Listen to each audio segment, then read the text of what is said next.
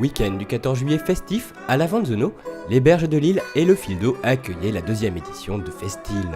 Au programme, exposition d'artistes locaux, activités pour petits et grands, feux d'artifice de la fête nationale et Coupe du Monde oblige, retransmission de la finale sur écran géant. Un événement qui fait la part belle à la convivialité et se veut ouvert à tous. Chaque personne peut y trouver son compte entre un moment de convivialité ce soir. Vous l'avez vu, on a des jeux pour les enfants, on a la Coupe du Monde, on a une expo photo aussi. Et je pense que c'est la diversité et la proximité avec nos concitoyens qui est importante.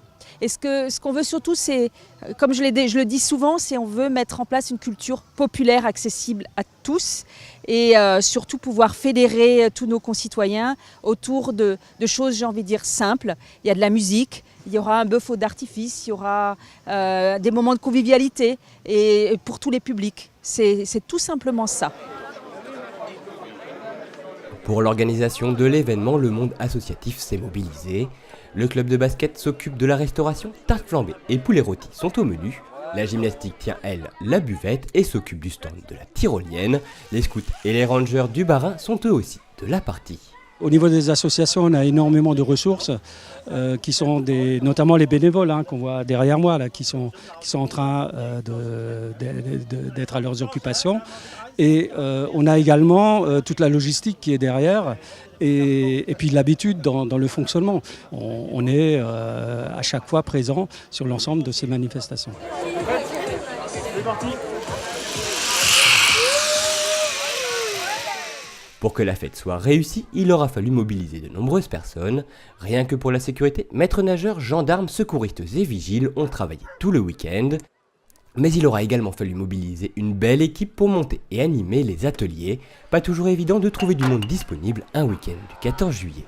Il y a bien sûr les ouvriers municipaux qui ont tout organisé, je les remercie. Il y a les associations, différentes associations, le basket, la gymnastique, les scouts, tous ces gens qui se mobilisent toute l'année.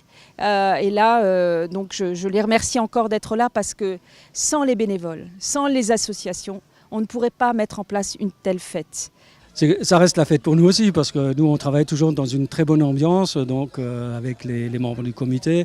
Ça nous permet aussi d'avoir du relationnel très fort avec les autres associations qui sont intégrées dans l'organisation. Et là, les blasons, je n'ai fait que 3, il y en a 8 sur le... Mis à l'honneur de cette édition, les artistes locaux, ils ont pu exposer leurs travaux sur les berges de Lille. Agnès fait de la peinture sur porcelaine. Chacune des pièces qu'elle réalise est unique. Pour elle, cette expo, c'est l'occasion de tisser des liens avec ses collègues artistes, mais aussi avec les habitants du village. Il y a un échange qui se fait, non seulement avec les artistes, mais aussi avec les habitants de la Vanzeno et puis des environs. C'est très sympathique. Vous ne pouvez pas vous imaginer les liens qu'on crée à se retrouver quand on a une passion pour un art, n'importe lequel. Mais je veux dire, à partir du moment où on partage des choses que nous aimons, je crois que c'est très, très important. Il est expérimenté, on lui fait confiance. Souvent quand on pas dans l'eau, c'est principal. Il fut un temps pas si lointain où la plupart des habitants de la Vanzeno possédaient une barque à fond plat pour pêcher et se déplacer sur l'île. Aujourd'hui, ce moyen de locomotion reste l'affaire de quelques passionnés qui proposent aux habitants de découvrir le village depuis un autre point de vue. Donc c'est une barque à fond plat, il existe différentes longueurs de barque.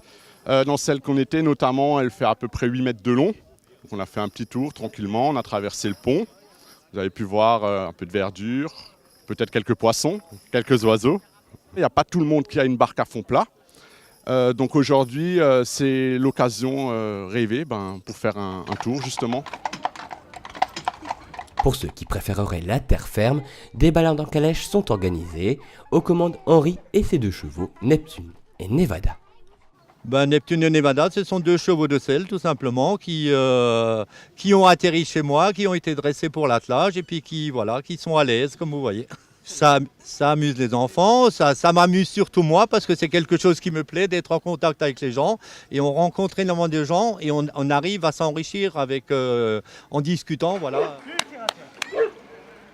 Présent le dimanche pour assurer la sécurité des personnes sur l'île, l'association Terre-Neuve Sauvetage Aquatique a également fait la démonstration du savoir-faire de ces 3 chiens sauveteurs. Ouais, c'est surtout un auxiliaire, voilà, parce qu'il ne va pas sauver des personnes. Et c'est ça, surtout un auxiliaire pour quand on revient, comme nous, on peut faire les premiers gestes de secours, comme s'il y a un arrêt cardiaque ou des trucs comme ça. Voilà. On ne sera pas essoufflé par rapport à un maître nageur. Pour la précision des coups de pied arrêtés. Matuidi et Mbappé. Enfin, cela n'aura échappé à personne. Depuis le dimanche, l'équipe de France est championne du monde de football. À la Vanzono, on s'est mobilisé pour soutenir les Bleus. Un match riche en émotions jusqu'au coup de sifflet final. La suite, tout le monde la connaît, on vous laisse la revivre en images.